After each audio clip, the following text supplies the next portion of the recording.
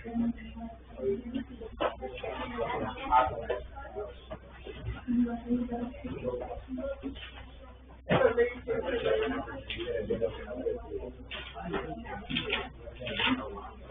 हमने करंट के बारे में पढ़ लिया था, ठीक है। पहले जो 3 चैप्टर है वो क्या है, चार्जेस से रिलेटेड, चार्जेस और इलेक्ट्रिसिटी उससे रिलेटेड पहले 3 चैप्टर।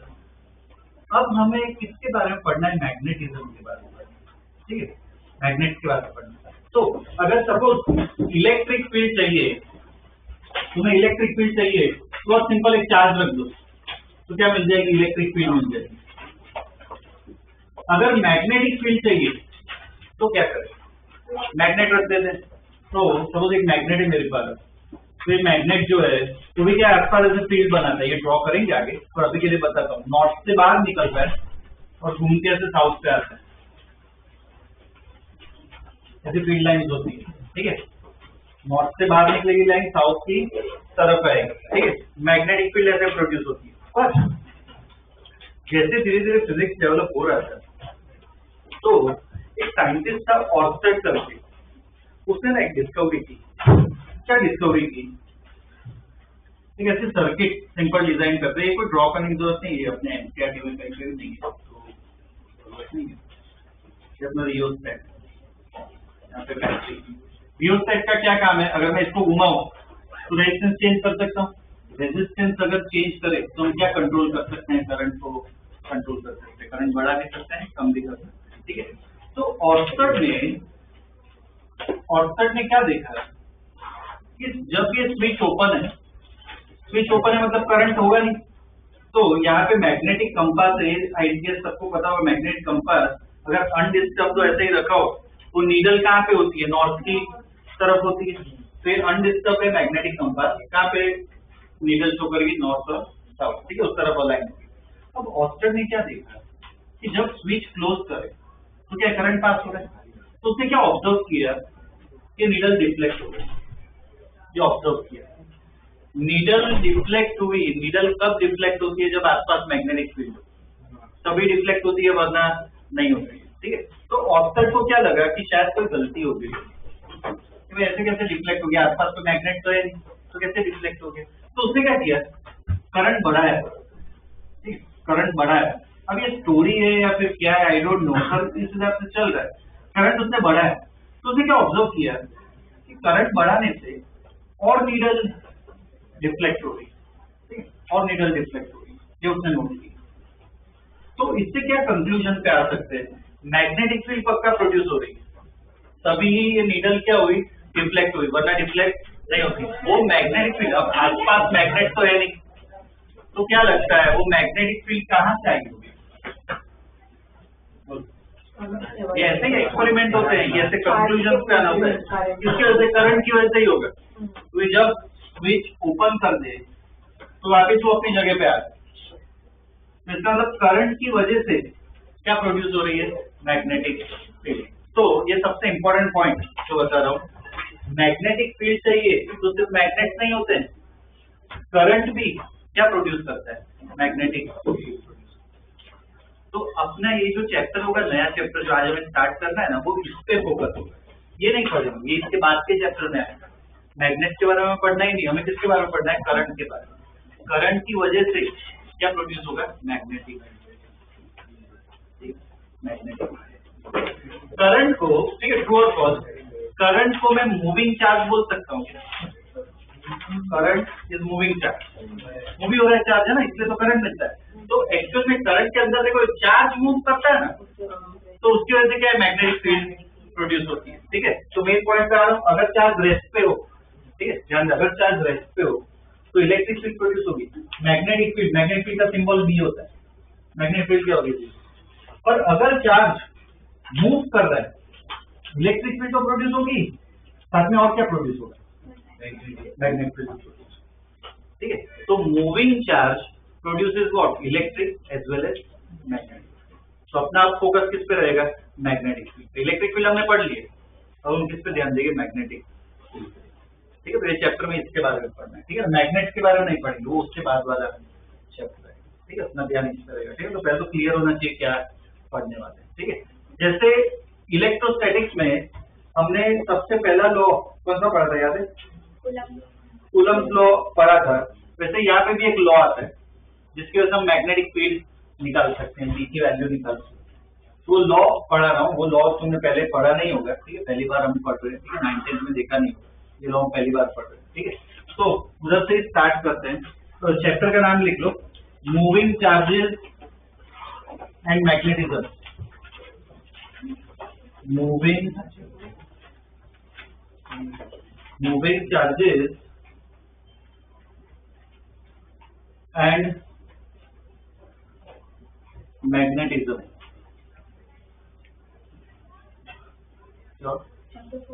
हाँ, मूविंग चार्जेस एंड मैग्नेटिज्म, ठीक है।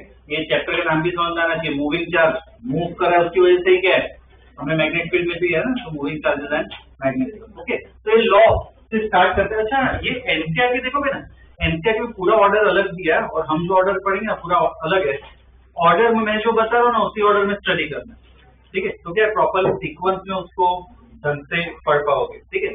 तो सबसे पहले हम लॉ से स्टार्ट करेंगे। तो लॉ लिख लो,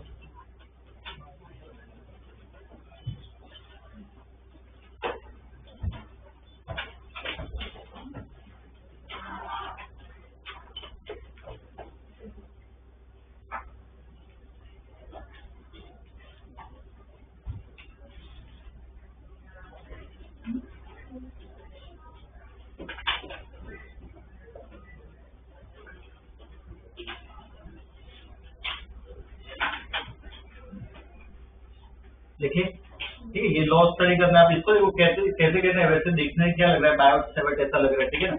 ये सब यूरोपियन नेम्स है, प्रोनाउंसिएशन उनका अलग होता है। इसको कैसे प्रोनाउंस करते हैं, बियो सेवा, क्या कहते हैं, बियो सेवा, ओके, बियो सेवा लॉ, ठीक है। प्रोनाउंसिएशन भी क्या ढंग से होना चाहिए, ठीक है। वो वैसे ही वो भी सुना होगा, वो डी ब्रॉगली वेवलेंथ है ना, वो पढ़ा होगा, आई थिंक वो एटॉमिक स्ट्रक्चर। डी ब्रॉगली नहीं कहते, डी ब्रॉय कहते हैं, ठीक है।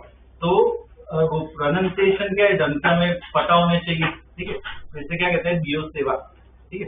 तो ये जो लॉ है, बियो सेवा लॉ, वो हमें पढ़ना है। वो लॉ एक्चुअली क्या है, फॉर्मूला है। जैसे कूलम्ब लॉ एक फॉर्मूला है, F = K₂ वैसे इसका भी क्या एक फॉर्मूला है, ठीक है। तो फॉर्मूला बता रहा हूँ क्या है। सपोज एक वायर है, जैसे कोई एक रैंडम शेप का वायर है। अभी वायर क्या है, आई करंट कैरी कर रहा है। अब ये वायर आसपास क्या प्रोड्यूस करेगा, मैग्नेटिक फील्ड।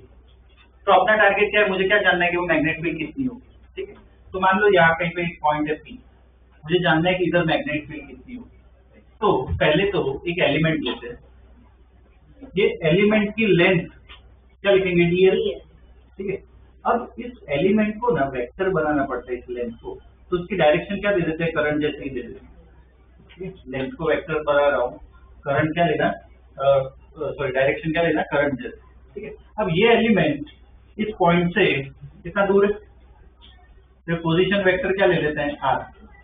ये दो वेक्टर के बीच में कुछ एंगल है, तो एंगल कौन सा है, नीचे वाला है या ऊपर वाला है, ऊपर वाला। दो वेक्टर के बीच में एंगल कैसे निकालते हैं, याद है, टेल क्या करनी है, सेम करनी है। तो इसको उठा कैसे यहाँ पे रखो, तो टेल सेम हो जाएगी, तो कौन सा वाला एंगल होगा, ऊपर। तो ये एंगल क्या ले लेते हैं। तो ये लॉ क्या कहता है, बियो सेवा लॉ क्या कहता है कि इस एलिमेंट की वजह से मैग्नेटिक फील्ड क्या लिखेंगे, dV। तो कितनी होगी, उधर कांस्टेंट क्या आता है, एप्सिलॉन नॉट।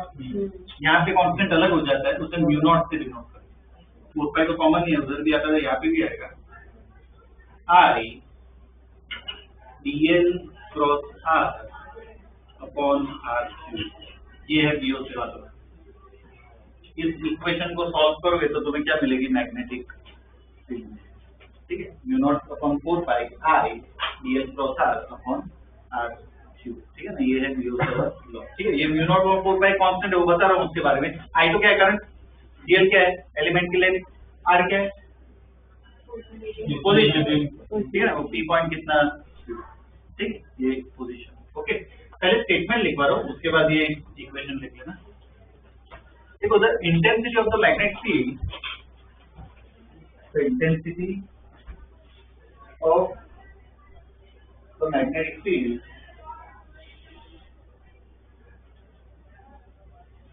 due to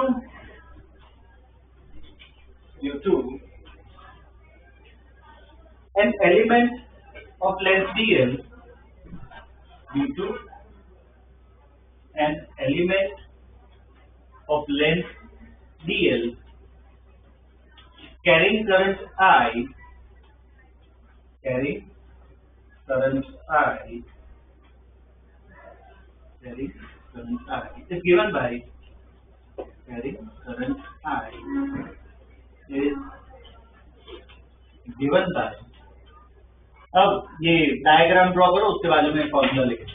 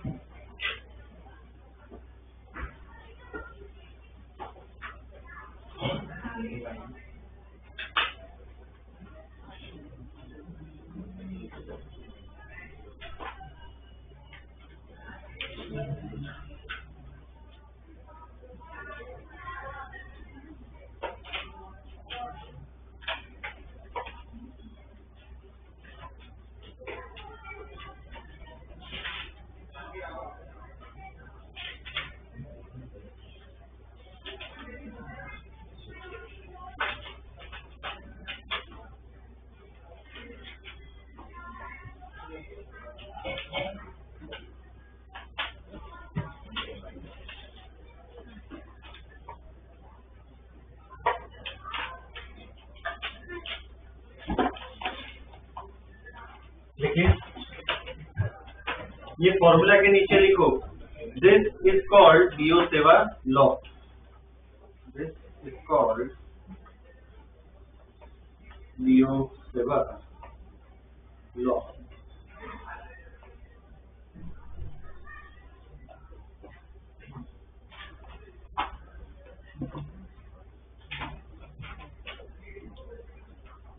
देखिए अब ये जो फॉर्म है, देखो ये क्या है, वेक्टर फॉर्म है, इधर क्रॉस प्रोडक्ट है। मुझे मैग्नीट्यूड, हम जो आगे डिराइवेशन करेंगे उसमें सिर्फ मैग्नीट्यूड से मतलब होगा, तो इसके आगे लिखो magnitude of field due to element, magnitude of field due to element, सिर्फ मैग्नीट्यूड चाहिए। तो देखो dB equal to u0 upon 4 pi I, ये dl क्रॉस प्रोडक्ट है, तो क्या फॉर्मूला लिख सकते हैं, dl r sin theta upon ये r क्यूब बेकार कैंसिल हो जाएगा, तो dB equal to u0 upon 4 pi I dl sin theta by r, ये यूज कर सकते हैं, ठीक है, अगर मैग्नीट्यूड चाहिए।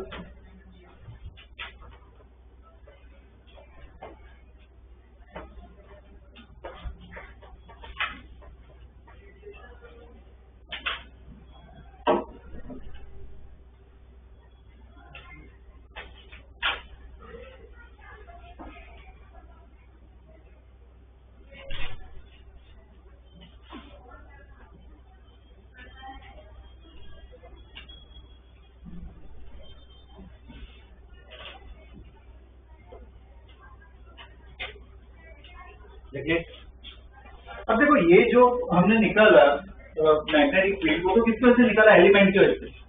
मुझे तो पूरे वायर की वजह से चाहिए इस पॉइंट पे, तो क्या करो, इंटीग्रेट करना, ठीक है ना, एलिमेंट के बाद में क्या करो, इंटीग्रेट कर दो, तो क्या पूरे वायर की वजह से मिल जाता है, ठीक है। नेक्स्ट टाइम लिख लो, field due to entire wire,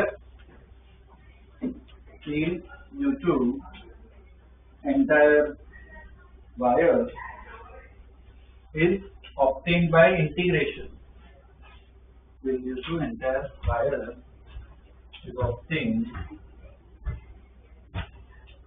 by integration,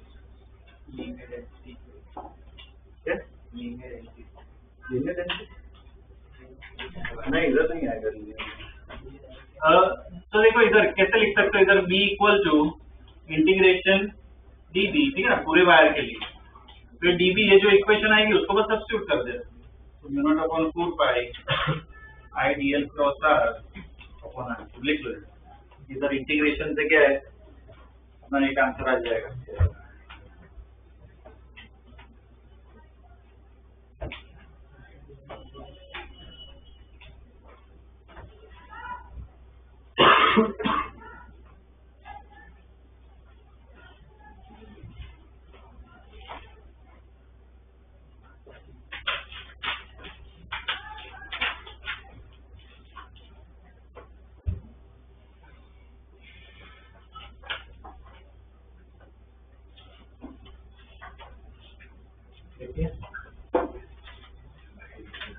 okay, ये जो मैग्नेटिक फील्ड है, मैग्नेटिक फील्ड का क्या यूनिट होता है पता है? ऐसा यूनिट पता है मैग्नेटिक फील्ड का क्या होता है? टेस्ला, वो उसका यूनिट होता है ऐसा यूनिट, ठीक है, टेस्ला कहते हैं। ओके, लिख लो ऐसा यूनिट, ऐसा यूनिट क्या होगा? टेस्ला, ब्रैकेट में लिखो कैपिटल टी, ठीक है, वो सिंबल होता है टेस्ला, कैपिटल टी। और एक टेस्ला का मतलब कितना होता है? 1 न्यूटन पर एम्पियर पर मीटर। ये कहाँ से आएगा वो बताऊंगा मैं आगे, अभी के लिए लिख लो 1 न्यूटन पर एम्पियर पर मीटर, ये यूनिट होता है टेस्ला।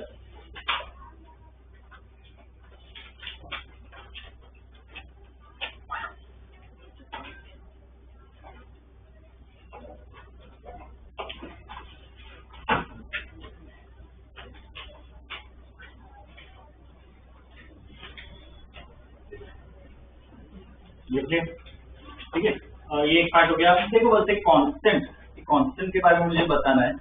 हमारे उधर इलेक्ट्रोस्टैटिक्स में जो कांस्टेंट आता है उससे नोट करते थे एप्सिलॉन नॉट। एप्सिलॉन नॉट को क्या कहते थे वो याद? परमिटिविटी। किस पे डिपेंड करता है? मीडियम पे, ठीक है ना। वैक्यूम में अलग होता है, वाटर में, ऑयल में, हर जगह क्या है अलग अलग वैल्यू होती है। वो क्या दिखाता है कि इलेक्ट्रिक फील्ड कैसे परमिएट करती है, वैसे ही मैग्नेटिक फील्ड भी मीडियम पे डिपेंड करती है। तो ये जो म्यू नॉट है ना वो उसका कांस्टेंट मैग्नेटिक फील्ड का, उसको कहते हैं परमिएबिलिटी, ठीक है, वो परमिटिविटी था, ये क्या होगा? परमिएबिलिटी, ठीक है। लिखो here mu naught is permeability, here mu naught is permeability, PERMEA permeability of free space, permeability of free space, ठीक है। और ये वैल्यू भी याद रखना, म्यू नॉट अपॉन 4 पाई की ना वैल्यू होती है 10⁻⁷, इजी है याद रखना, ठीक है। म्यू नॉट अपॉन 4 पाई पूरा कितना होगा? 10⁻⁷, और उसकी यूनिट क्या होगा? न्यूटन पर एम्पियर स्क्वायर, दूसरा यूनिट होगा।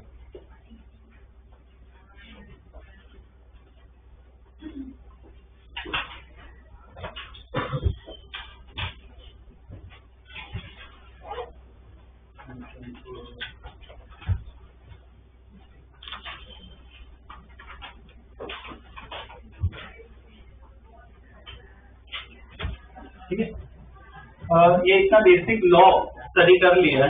अब इसमें है ना, देखो वायर जो है, वायर कितने अलग अलग शेप्स के आएंगे। स्ट्रेट वायर आ सकता है, सर्कुलर वायर आ सकता है, एक और वायर कैसा शेप होगा? ऐसे स्प्रिंग जैसा शेप होगा, उस शेप को क्या कहते हैं? हेलिकल शेप का वायर आएगा। बहुत सारे अलग अलग शेप के वायर आते हैं। तो सब शेप की क्या होती है? हर एक की फॉर्मूला होती है। तो वो फॉर्मूला हमें लिखनी है, डिराइवेशन है पर वो आगे आएगा, ठीक है, इसमें नहीं है। डिराइवेशन आगे आएगा, वो मैं बताऊंगा, बोर्ड का ही काम का है तो वही करना है, ठीक है। तो अभी मैं एक फॉर्मूला बता रहा हूँ जिसका डिराइवेशन हम आगे करेंगे, उसको यूज करना है वो मैग्नेटिक फील्ड निकालने के लिए। तो सबसे सिंपल वाला केस लेते हैं, कौन सा? स्ट्रेट वायर की वजह से फॉर्मूला देखते हैं क्या आएगा, कहाँ से आएगा। ये जो बीओ सेवा लॉ लिखा है उसको क्या करना है? इंटीग्रेट करना, ठीक है।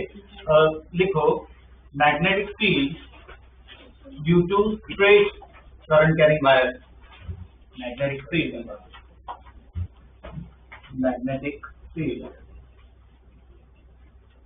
due to straight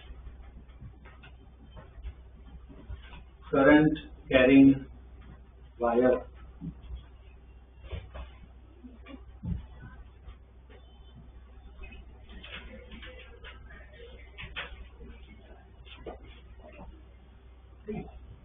तो सपोज इतना वायर है यहाँ से यहाँ तक, कुछ आई करंट कैरी कर रहा है, ये कोई पॉइंट टी ले लेते हैं। इस पॉइंट पर ये जो वायर है वो क्या अपने आसपास मैग्नेटिक फील्ड बनाएगा, तो ये जो पॉइंट टी है उधर क्या फाइंड करना है मुझे, मैग्नेटिक फील्ड फाइंड करना है।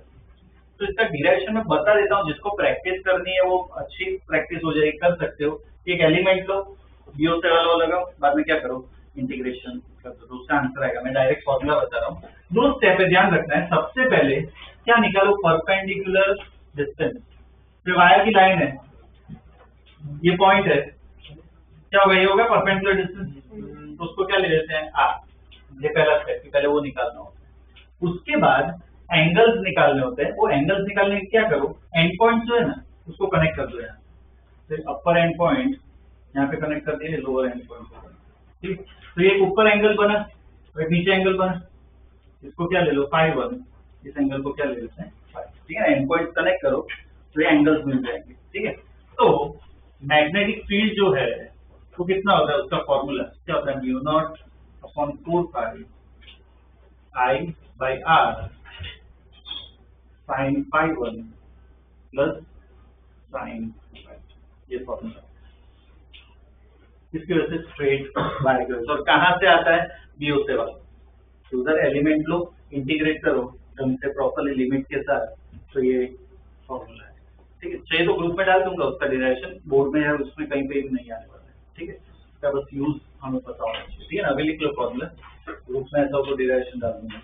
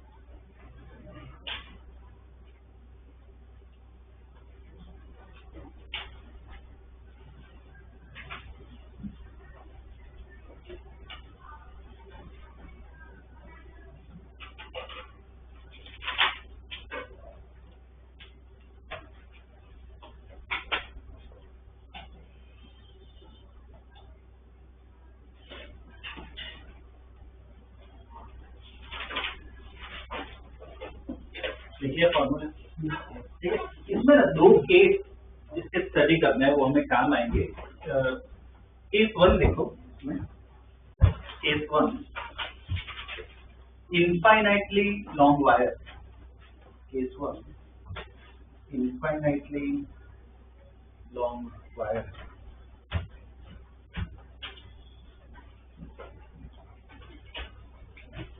सपोज काफी लॉन्ग वायर है, मतलब ऐसे मान लो कि इनफाइनाइट तक जा रहा है।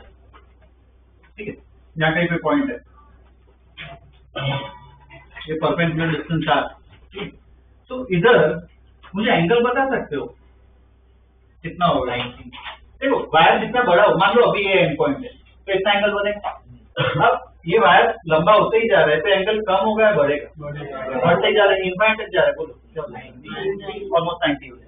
ठीक है ना, तो इनफाइनाइट पे पहुंचोगे तो ऑलमोस्ट क्या 90 हो जाएगी। 5 1 ये 5 2 दोनों कितना हो जाएंगे 90। फॉर्मूला में डालो, देखो क्या आ रहा है।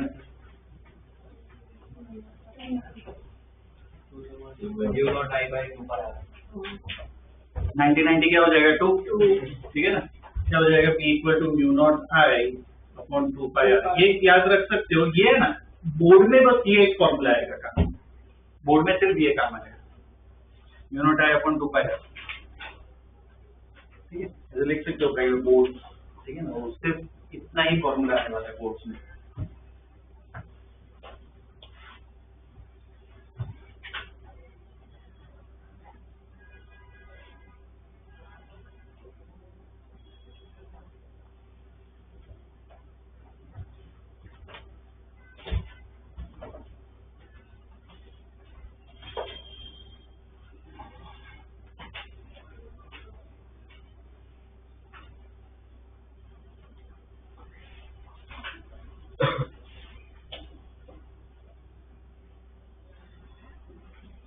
केस 2 देखो, on the axis of wire, on the axis of wire,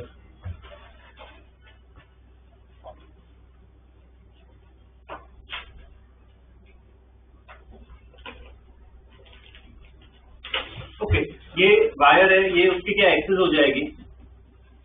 तो यहाँ पे कोई पॉइंट P ले लेते हैं, क्या लगता है at point P on the axis क्या होगी मैग्नेटिक फील्ड?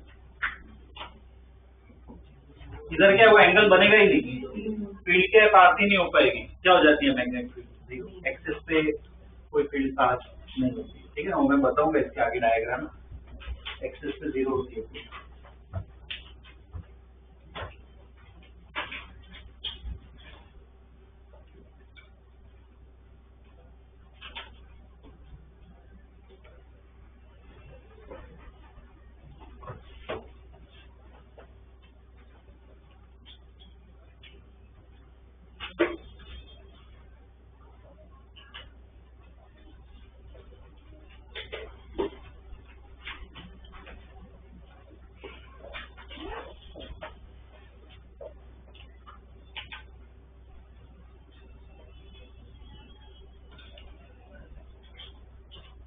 देखिए, ये केस स्टडी किया, फॉर्मूला पढ़ लिया। अब देखो मैग्नेटिक फील्ड जो है वो क्या वेक्टर है, तो हमें जो फॉर्मूला यूज किया उससे तो वैल्यू मिलेगी। डायरेक्शन भी चाहिए कि डायरेक्शन कैसे निकालनी है, तो मैग्नेटिक फील्ड की डायरेक्शन बहुत ध्यान से निकालनी पड़ती है और बहुत ही इंपॉर्टेंट है, बहुत ही इंपॉर्टेंट है मैग्नेटिक फील्ड की डायरेक्शन निकालना। कोई भी प्रॉब्लम करेंगे सबसे पहले डायरेक्शन निकालेंगे।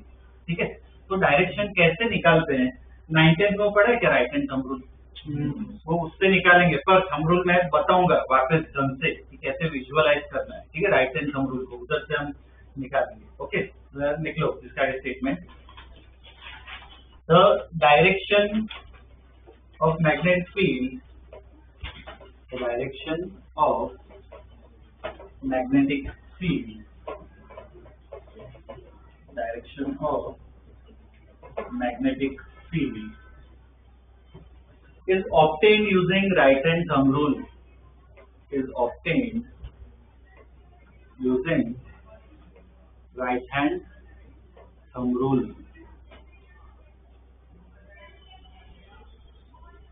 right hand thumb rule।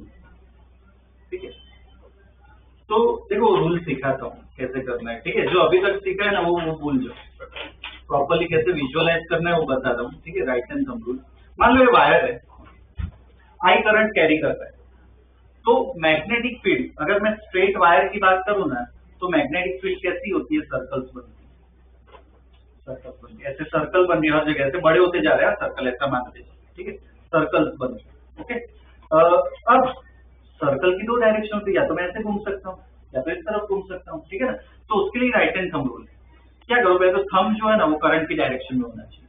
तो इस अपने केस में करंट ऊपर जा रहा है, तो थंब ऊपर की तरफ सेट कर दिए। ठीक है, फिंगर्स को कर्ल करो, ऐसे कर्ल हो रही है तो सर्कल भी ऐसे ही घूमेगा, मतलब कैसे घूमेगा सर्कल, ऐसे घूमेगा। ठीक है, सर्कल ऐसे घूमेगा, क्लियर है चाहिए। ठीक है, करंट ऐसे जा रहा है। ठीक है, फिंगर्स कर्ल की, फिंगर्स जिस तरफ कर्ल हो रही है वैसे सर्कल घूमने वाला है, तो सर्कल। ठीक है, चलो एक मुझे बताओ, सर्कल घुमाना है। ठीक है, अच्छा एक और पॉइंट क्लियर कर देता हूँ, सर्कल है उसका सेंटर कहाँ पे, यहाँ पे होता है वायर पे। ठीक है ना, सर्कल ऐसे भी नहीं होगा ऐसे भी नहीं होगा, कहीं पे नहीं, सर्कल बीच में होगा। ठीक है ना, वो ध्यान रखो। ओके, चलो वायर पे ऐसे रखो। अब बताओ कैसे सर्कल, सर्कल ऐसे ही बन रहा है पर कैसे, बस डायरेक्शन में करंट ऐसे जा रहा है, ऐसे कर्ल हो रही है फिंगर। ठीक है ना, मैग्नेटिक फील्ड ऐसे, बोलो क्लियर है ये पॉइंट। ठीक है, इधर से बनता है, ऐसे लगाते हैं right hand thumb rule. Circle को विजुअलाइज करो, बस तुम्हारा काम हो जाएगा। ठीक है ना, सर्कल को विजुअलाइज करो। अभी वो सेम ऐसे ऐसे ट्राई करो, मन में करने की ट्राई करो, ऐसे कुछ करने की जरूरत नहीं है, मन में करो। ये जैसे होगा इस तरफ है, जैसे सर्कल्स को बस विजुअलाइज करो। ठीक है ना, तो वो बहुत काम आएगा। ओके, तो ये वायर है तो उसके से क्या सर्कुलर फील्ड लाइंस बनती है, ठीक है। स्टेटमेंट पहले लिखवा लेता हूँ, ये जो डिस्कस किया उसका लिखो। नेक्स्ट टाइम लिखना, thumb represent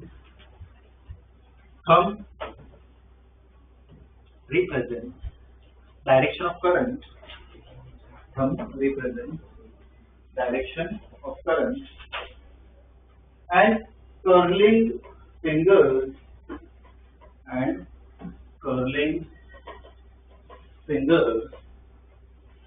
represents the direction of magnetic field.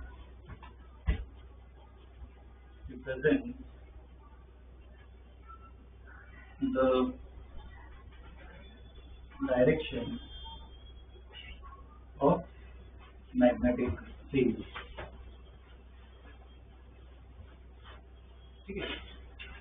ये सपोज ये वायर है, लॉन्ग वायर है, ऐसा अज्यूम करें लॉन्ग वायर है। अगर मैं ये डायग्राम बनाऊं तो फिंगर जैसे कर्ल हो रही है, मतलब ऐसे सर्कल घूम रहा है, ठीक है ना।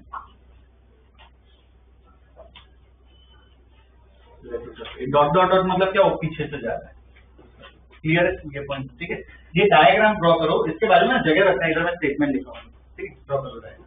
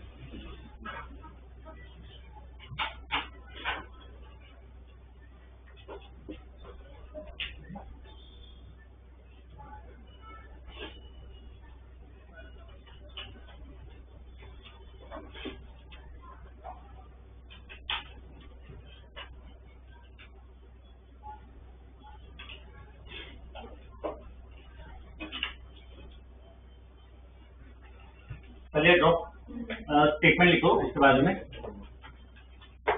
मैग्नेटिक फील्ड लाइन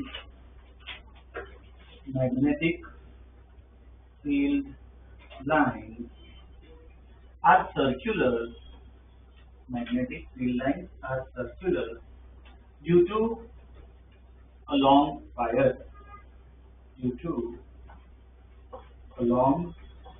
wire,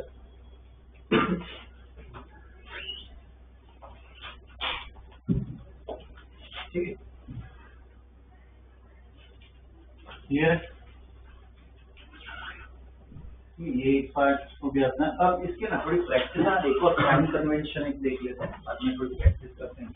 अब देखो ये वायर जो है, तो जैसे करंट जा रहा है, ये वायर को मैं ऐसे रखा हूँ, ठीक है। ये करंट वायर में करंट नीचे जा रहा है, ठीक है। अब ये वायर जो है वो इस प्लेन में, इस व्हाइट बोर्ड की प्लेन में ऐसे रखा हुआ है, ठीक है।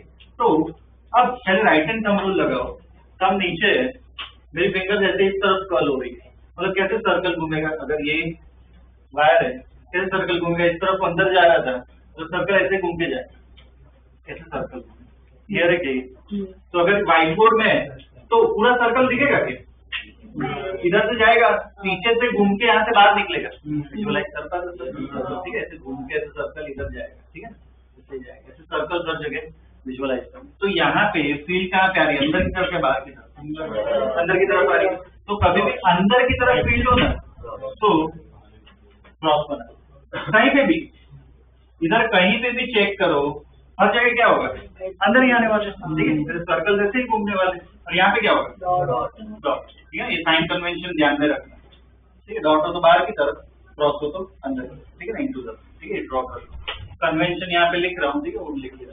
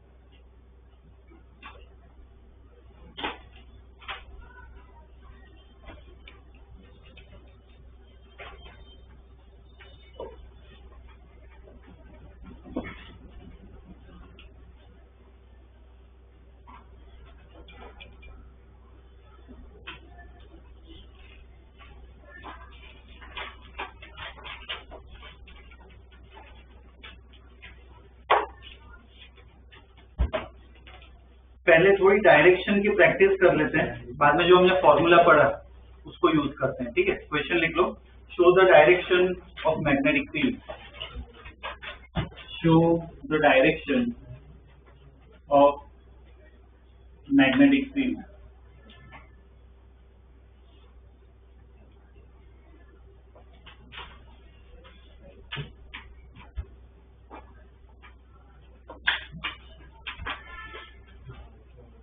Show the direction of magnetic field. ठीक है, तो देखो ये पहला वाला ये डायग्राम है, वायर ऐसे दिया हुआ है, इतना ही वायर है, यहाँ से हाई करंट कैरी कर रहा है। ठीक है, सर्कल्स इमेजिन करो, पी और क्यू पे बना, क्या होगा, वो क्रॉस और डॉट ही बनाना है और कुछ नहीं। ठीक है, विजुअलाइज करो, सर्कल विजुअलाइज करो।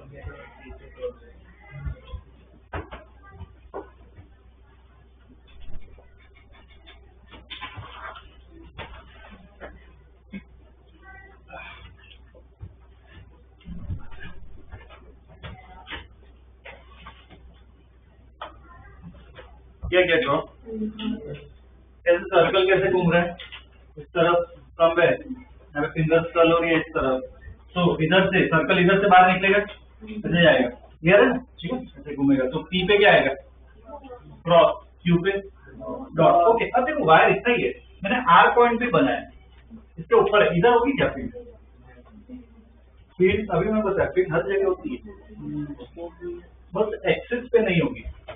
तो जैसे सर्कल्स इमेजिन करो ना, वैसे ही करो, कोई अलग कोई चेंज नहीं है, ये एक्सिस है वायर का, नॉर्मली करो, बोलो वायर पे क्या होगा, क्या आएगा, क्रॉस ही है, मैग्नेटिक फील्ड बिल्कुल नहीं।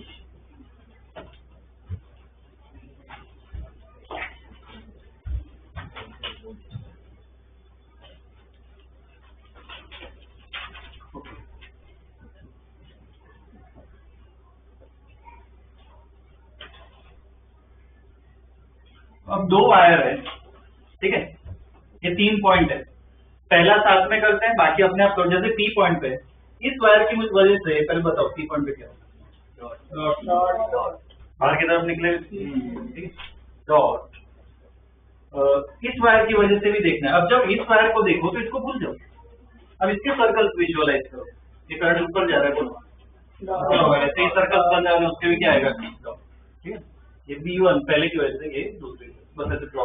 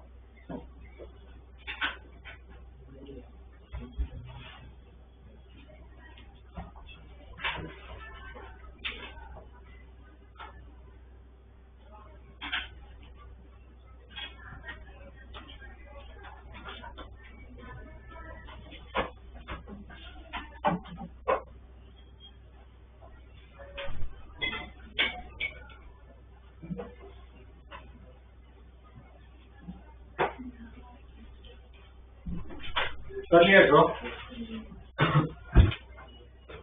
ओके, क्यू पे पहले वाले की वजह से बताओ, क्यू पे कहाँ से अंदर ऐसे घूम के इधर जा रहे हैं, अंदर क्रॉस, और दूसरी की वजह से डॉट, बाहर आ रहा है, ठीक है, B2। आप पहले वाले की वजह से आर पे बताओ, इधर से बाहर निकल रहा है, घूम के अंदर ही जाने वाला है, क्रॉस, दूसरे की वजह से इधर से डॉट है, बाहर निकल रहा है, अंदर ही जाएगा। ठीक है, तो आप क्वेश्चन पूछेंगे, क्वेश्चन ऐसा नहीं है, क्वेश्चन कैसा आएगा पता है, find the position where magnetic field will be zero. कहाँ पे पॉसिबल है, इस रीजन में ही मैग्नेटिक फील्ड क्या हो सकती है, जीरो हो सकती है, वो सॉल्व करेंगे आगे। तो पहले क्या डायरेक्शन तो पता होनी चाहिए, करना है। ठीक है, अब तो वायर ऐसे बेंड कर दी है, ये 3 पोजीशन है, P, Q और R। ठीक है, इसको 2 वायर की तरह ट्रीट करो, भले एक वायर है, 2 वायर की तरह ट्रीट करो।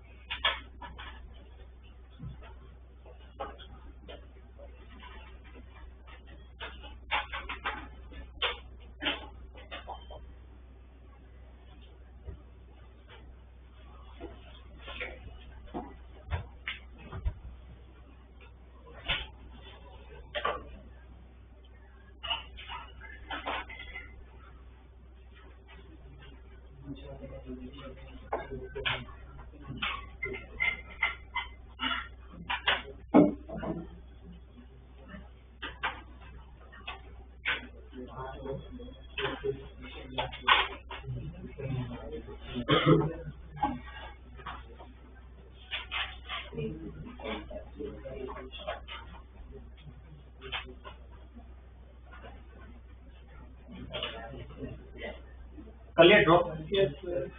ओके चलो ये पहले ये हॉरिजॉन्टल वायर, इस वायर की वजह से पी पे बता डॉट है ना, बाहर निकल रहा होगा सर्कल, ठीक है। तो यहाँ पे डॉट ये B1 दूसरे की वजह से ऐसे इधर अंदर इस साइड पे अंदर मतलब ये पूरी लाइन ये बाउंड्री हो जाती है एक तरह की, ठीक है। सर्कल इसमें ऐसे बने, इसमें क्या आएगा अंदर की, ठीक है। ये पहले की वजह से क्यू पे अब स्टडी करना है, क्या आएगा क्रॉस, दूसरे की वजह से भी क्रॉस, आर पे देखे पहले की वजह से क्या आएगा क्रॉस, दूसरे की वजह से क्या आएगा, ठीक है। इसको डाउट कंपेयर तो पूछ लेना, कैसे करूंगा मैं, ठीक है। ये होना चाहिए, लास्ट एक कर दो, ये लूप है बीच में निकाल रहा है सेंटर,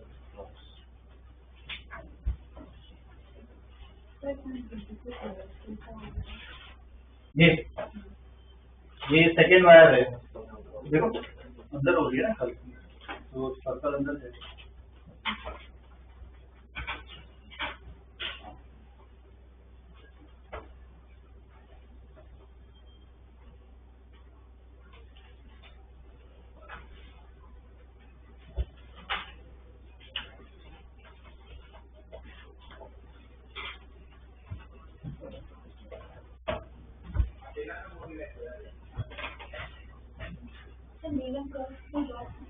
कौन सा तो कहाँ पे कौन से आर पे, ये वायर है, ये वायर की लाइन हो गई पहले की।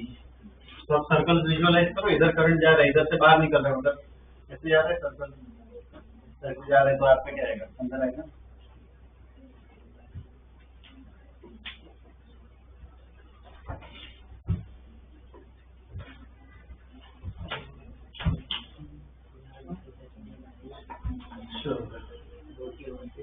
इसमें ये इस वायर की वजह से अगर मैं निकालूं, ये वायर की वजह से बोल कहाँ पे आ रहा है, अंदर आ रहा है, इस वायर की वजह से अंदर, सबकी वजह से एक ही सेंस में घूम रहा है करंट, तो किसी भी एक की वजह से निकालो, बाकी सब वायर की वजह से सेम ही आता है। एक सेंस में जब करंट घूमता है ना तो सेम ही होता है, ठीक है ना, क्या आएगा, ठीक है। ठीक है, सबसे पहले डायरेक्शन स्टडी करना सीखना है, ठीक है, तो वो प्रैक्टिस कर ली। अब फॉर्मूला जो अभी हमने पढ़ा कौन सा, वो साइन फाई, फाई1 फाई2 वाला, अब वो फॉर्मूला यूज करना है, ठीक है। डायरेक्शन तो पढ़ लिया, वो फॉर्मूला यूज करना है, कैसे यूज करना है वो सब उसकी प्रैक्टिस करनी है, ठीक है ना। वो इसमें कॉम्पिटिटिव पार्ट में उसके प्रॉब्लम बन के आ सकते हैं, ठीक है। क्वेश्चन लिख लो, find magnetic field, find magnetic field at point P, find magnetic field at point P for the given arrangement.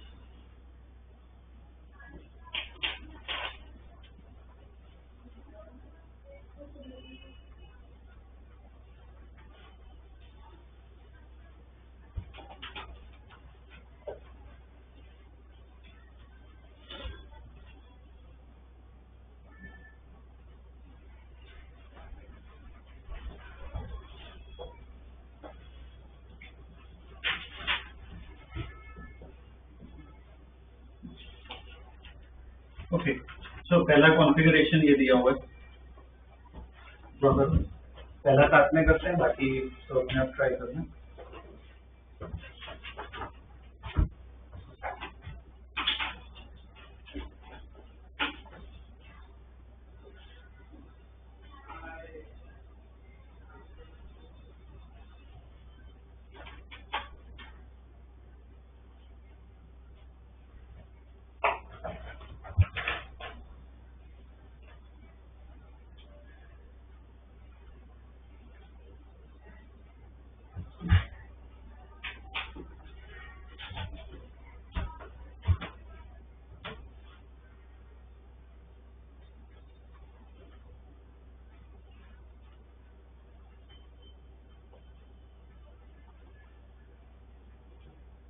चलिए तो सबसे पहले क्या दो स्टेप ध्यान में रखने, एक आर निकालना है और क्या निकालना है, एंगल निकालना है।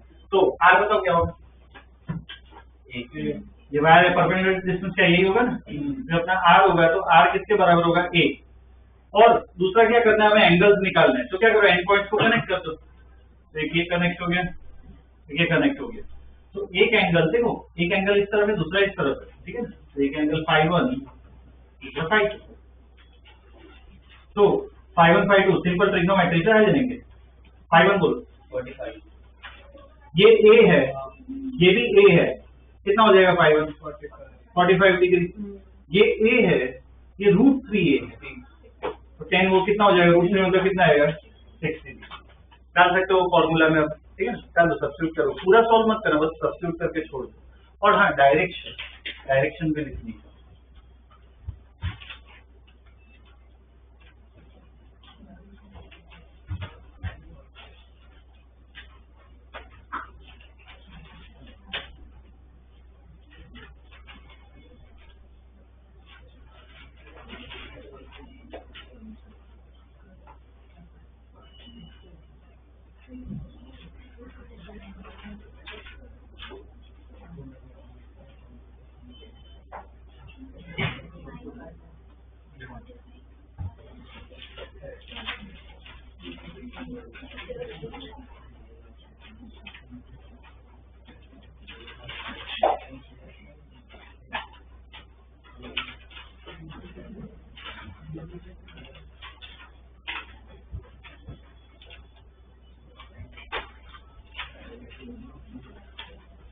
और कितना हो जाएगा, बी क्या हो जाएगा, μ0I अपॉन 4 आर की जगह क्या आ जाएगा, ए साइन 45 प्लस साइन 60, मतलब कितना हो जाएगा 1/√2 प्लस √3/2। बस इतना लिख के छोड़ दो, कोई सिंप्लीफाई नहीं करना, ठीक है। तो लिख के छोड़ दो, ये क्या आ जाएगी अपनी मैग्नेटिक फील्ड, ठीक है। डायरेक्शन बताओ,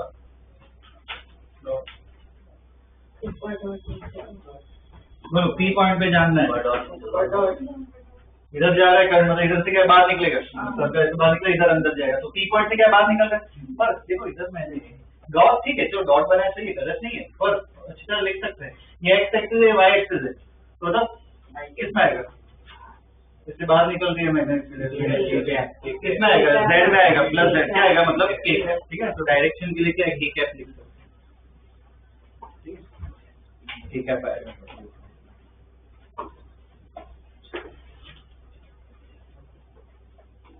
ओके, तो नेक्स्ट ये वायर यहाँ से स्टार्ट हो रहा है, इनफाइनाइट तक नीचे जा रहा है, ठीक है। ये ट्राई करो,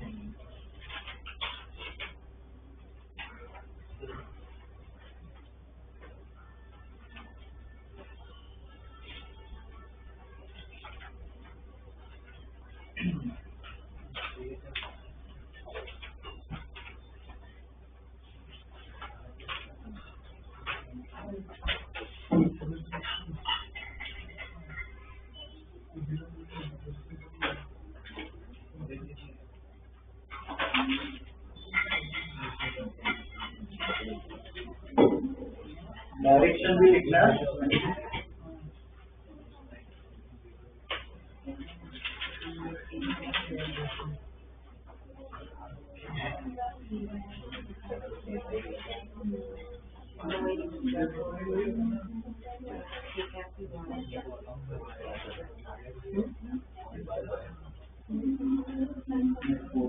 नहीं आएगा।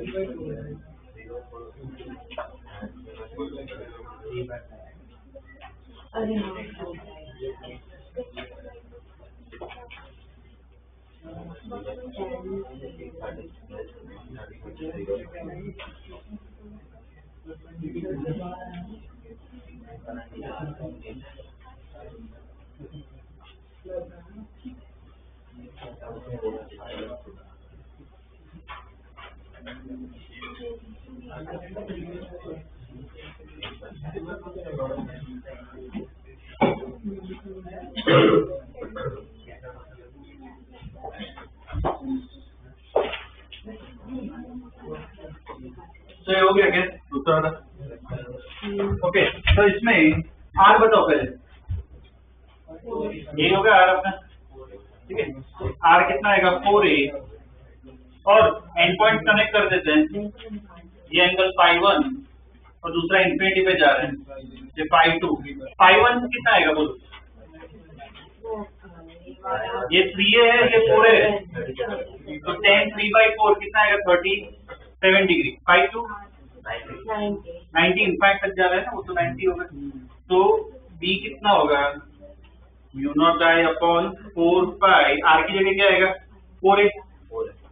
sin 37 कितना होता है 3/5 प्लस sin 90 कितना होगा 1, ठीक है, हो जाएगा। ओके, और डायरेक्शन बोलो।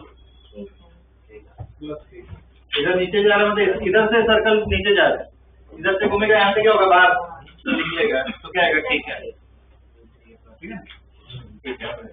अब ये वाला एक बार ट्राई करो। ये एक काम करते हैं, रुको, ये वाला है ना साथ में करते हैं, ये बता देता हूँ, दूसरा इसके बाद वाला अपने आप ट्राई करना। देखो इसमें ये वायर इतना ही है और पॉइंट यहाँ पे दिए, तो परपेंडिकुलर डिस्टेंस देखो, वायर से देखो परपेंडिकुलर डिस्टेंस है ही नहीं, और हमें तो क्या चाहिए फॉर्मूला, परपेंडिकुलर डिस्टेंस चाहिए। तो परपेंडिकुलर डिस्टेंस क्या है कि इसको खींचो, ये जो लाइन है वायर की उससे परपेंडिकुलर होना चाहिए, तो क्या होगा परपेंडिकुलर डिस्टेंस यही होगा, ठीक है, यही होगा, ठीक है। और बाकी प्रोसीजर सेम है, एंड पॉइंट्स को क्या है कनेक्ट कर दो। तो देखो ये एंगल ध्यान देना, ये पहला जो एंड पॉइंट है, ये एंगल क्या है ∅1 बना रहा है, ∅2 जो है वो ये एंगल होगा या पूरा एंगल होगा, पूरा आर के साथ देखना होता है, तो पूरा एंगल होगा, ठीक है, ये ∅2 होगा। तो अब ∅1 मुझे बताओ कितना रहेगा 45, आर तो एक के बराबर है, ये ए है, ये भी क्या होगा ए, तो कितना है 45। अब ये √3a है, अब ये ट्राइंगल देखो, ये √3a है और ये a है, तो पूरा एंगल कितना होगा 60 डिग्री। अब देखो इसमें क्या अलग है, ये जो प्रॉब्लम से ये किया, इससे पहले वाला किया, तो उसमें नोट करना आर के दोनों तरफ से एंगल, आर के दोनों तरफ एंगल, इसमें ये आर है तो एक ही तरफ एंगल दोनों। ऐसा कोई केस है ना कि एक ही तरफ एंगल हो, तो कोई एक एंगल का नेगेटिव लेना, तभी वो क्या वैल्यू बैलेंस होती है। तो किसको लो, मैग्नीट्यूड से मतलब है, तो छोटे वाले एंगल को क्या ले लो नेगेटिव, ठीक है। मैं स्टेटमेंट लिखवा रहा हूँ इसका, ये ध्यान रखना, अगर एक ही तरफ एंगल बन रहे हो ना, तो छोटे वाला एंगल को नेगेटिव लेना, ठीक है, वैल्यू बैलेंस हो जाती है। ये लिख लो, बाद में वो डाल दो इक्वेशन में, इक्वल टू क्या हो जाएगा μ0I/4π, r की जगह क्या हो जाएगा a, sin -45 कितना होता है, sin -45 मतलब -1/√2, ठीक है, sin 6 हो गया √3/, डायरेक्शन अपने आप ही जज कर लो, ठीक है ना। स्टेटमेंट लिख रहा हूँ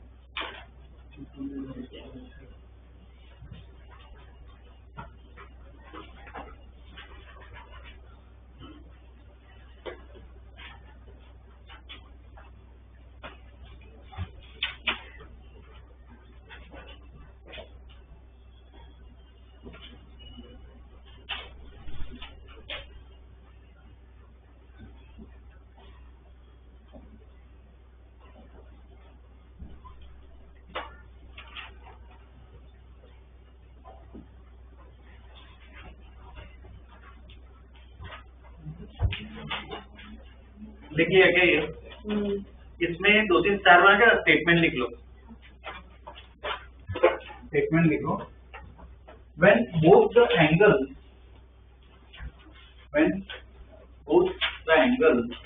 phi 1 and phi 2, when both the angles phi 1 and phi 2 are on, phi 1 and phi 2 are on one side, phi 1 and phi 2 are on one side, then take the smaller angle,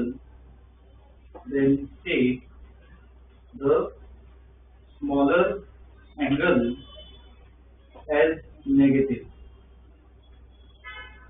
Take the smaller angle as negative. ठीक है, तो negative है। ठीक है, और ये इसकी direction बताओ। डायरेक्शन क्या है? माइनस के क्या अंदर की तरफ जाएगा। ठीक है, माइनस के क्या की डायरेक्शन ये कल इसके बाद ड्रॉ किया।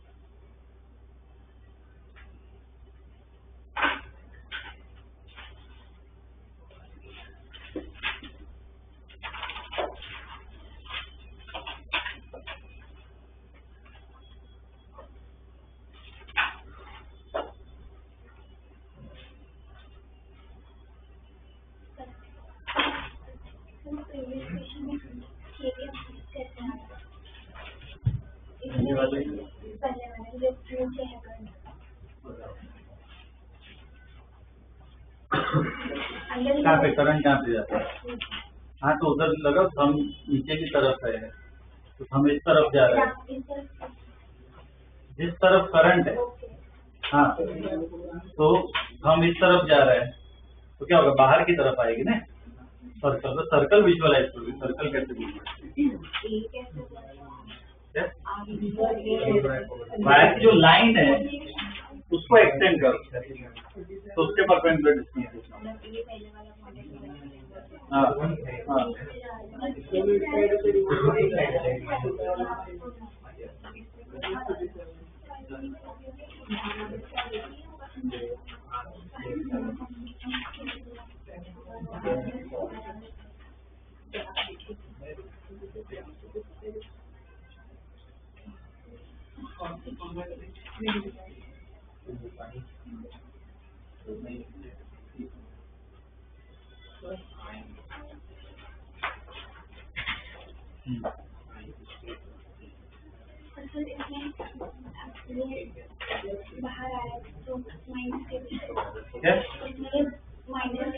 बाहर क्यों आएगा? इस तरफ कम है तो फिंगर्स देखो इस तरफ जा रही है ना, वो इधर से आ रहा है, यहाँ से तो अंदर जा रहा है ना, पी पॉइंट तो इधर है, तो अंदर जा रहा है, उधर देखिए।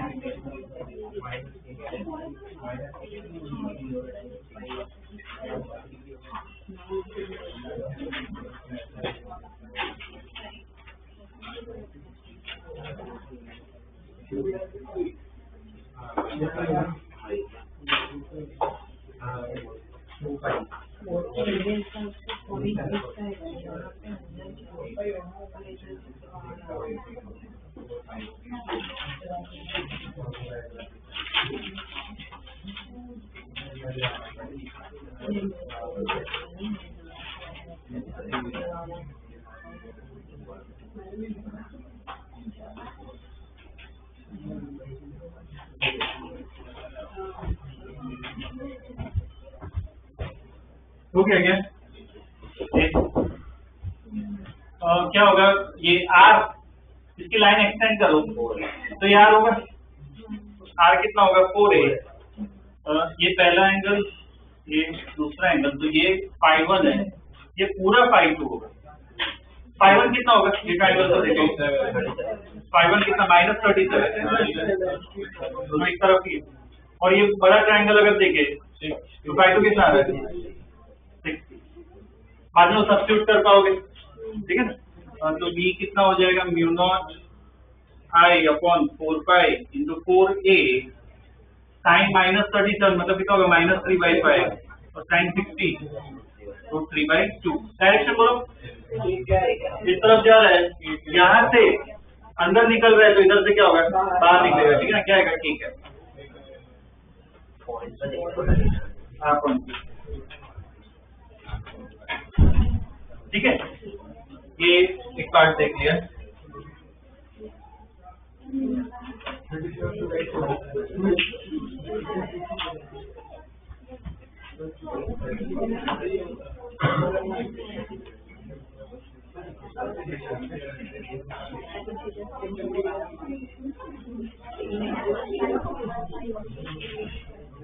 ओके, चलो ये नेक्स्ट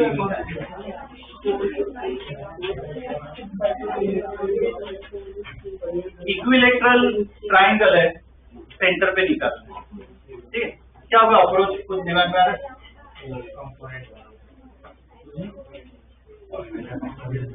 तो इसको आएंगे वैसे निकल रहा है, सॉरी काम इस बार से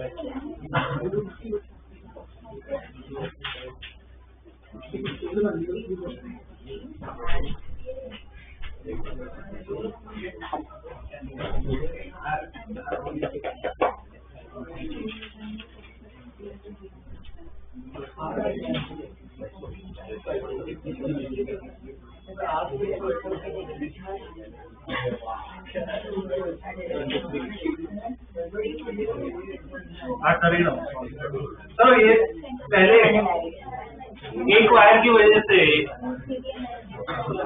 ध्यान दो, यहाँ पे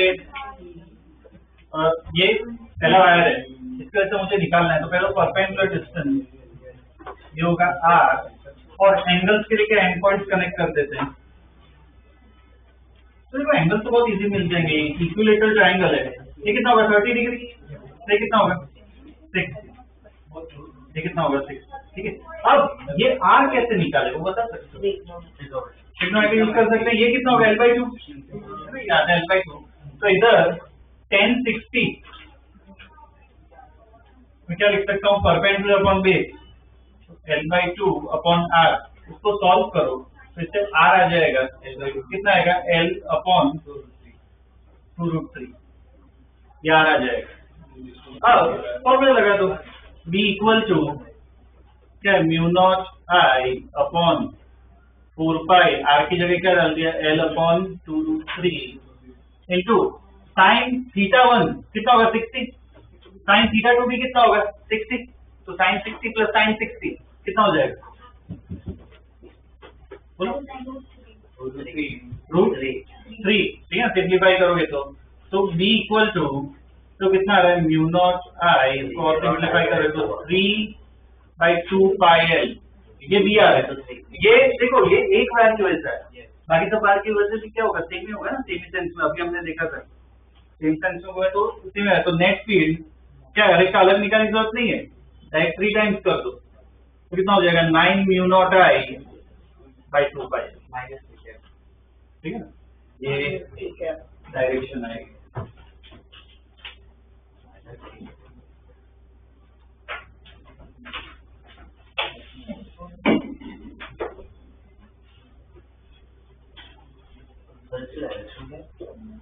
कर लो कोई भी एक बार से निकल लो, यहाँ पे अंदर आ रहा है ना, क्रॉस आएगा।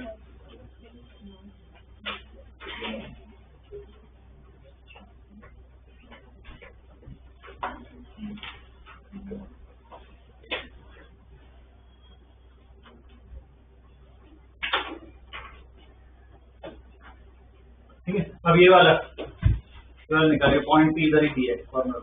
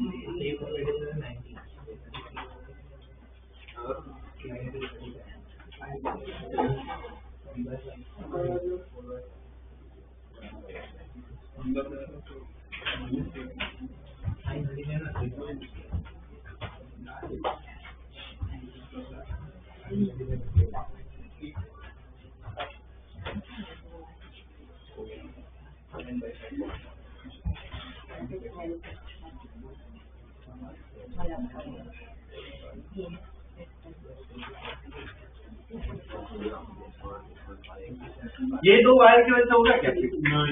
एक्सिस पे है ना, नहीं होगा, सिर्फ इस वायर की वजह से ही निकला।